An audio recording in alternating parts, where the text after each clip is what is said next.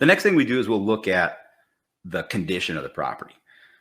If all of those things that I mentioned previously are good to go, then we'll start looking at the actual condition of the property.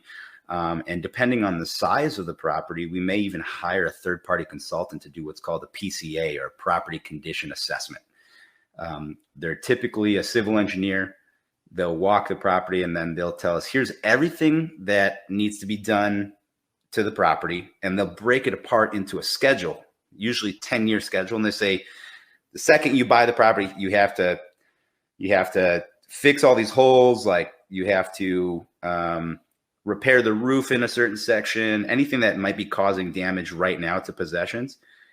But then they say, okay, now over the next 10 years, you need to allot X amount percent or X amount of dollars per year to exchange or to changing doors or changing springs, to doing a new paint job, or to redoing the asphalt in year 3 or year 5. So it gets broken down so we can see what are true costs on this facility, because the cost is not what you're buying it for. It's what you're buying it for plus all the capital expenditures that you're going to have to make to that facility to either keep it running or to get it to a state where it's allowed to be run. You know, if you're buying something that's really defunct.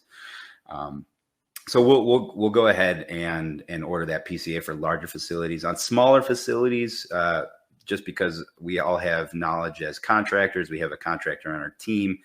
We can usually do that ourselves. But as soon as the purchase price goes over about $1 million, then we're hiring a third-party consultant to do a PCA. They're pretty cheap depending on the size of the property. It's really good information to get. I've gotten them as low as $2,200. I've paid as much as $6,500 for a PCA, depending on the size of the property.